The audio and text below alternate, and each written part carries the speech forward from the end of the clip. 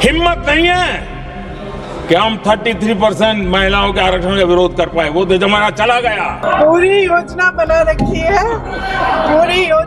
रखी है। चाणक्य आज अगर जिंदा होते तो वो भी चौंक जाते। अब देश की नारी को नहीं समझा पाओगे।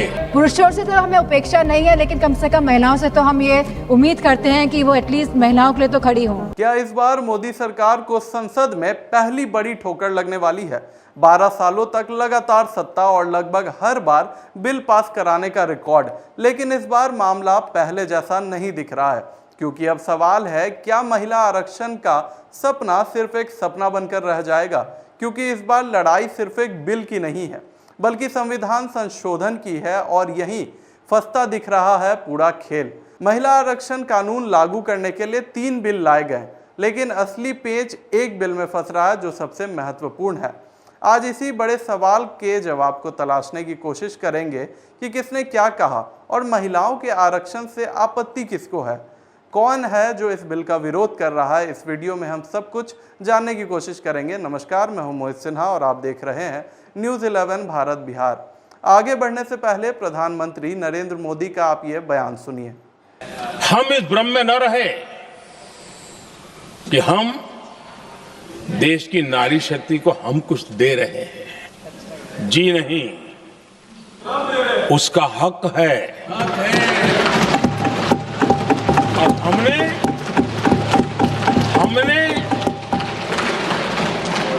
कई दशकों से उसको रोका हुआ है। आज उसका प्रायश्चित करके हमें उस पाप में से मुक्ति पाने का यह अवसर है।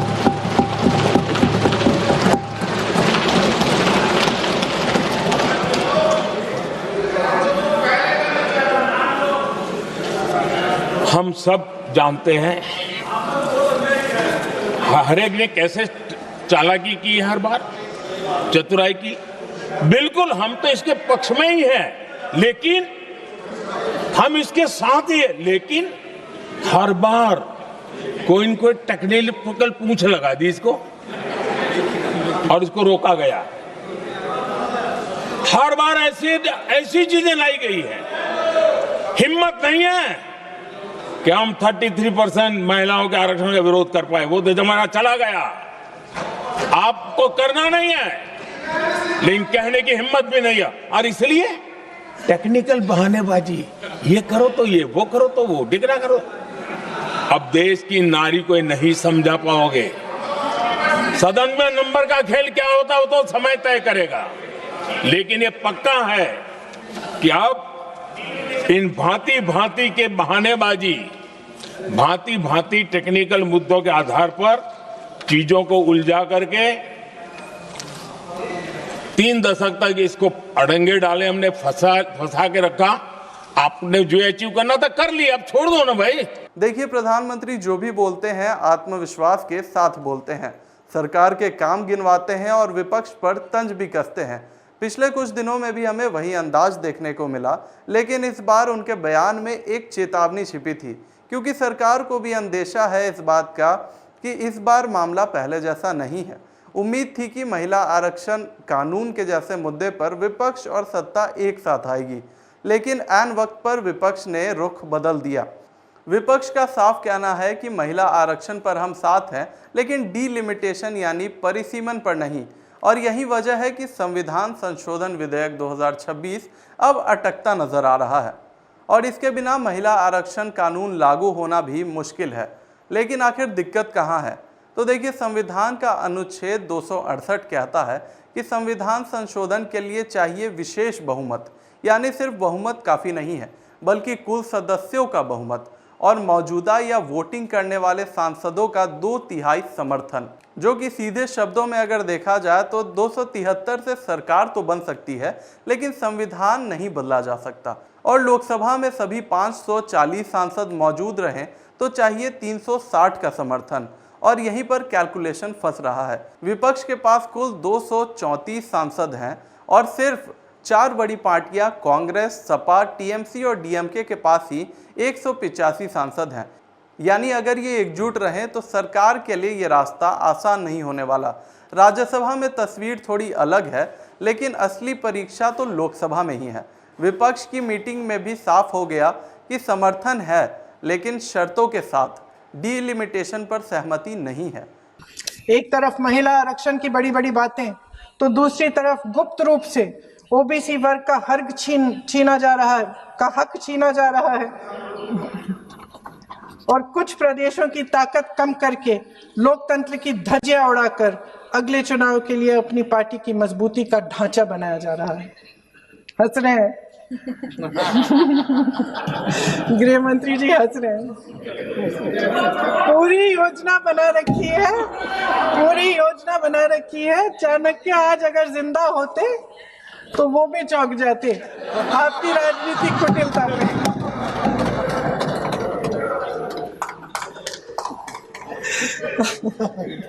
इन्होंने पूरी योजना बना रखी है। हंस रहे हैं, सहमत है मेरी बातों से।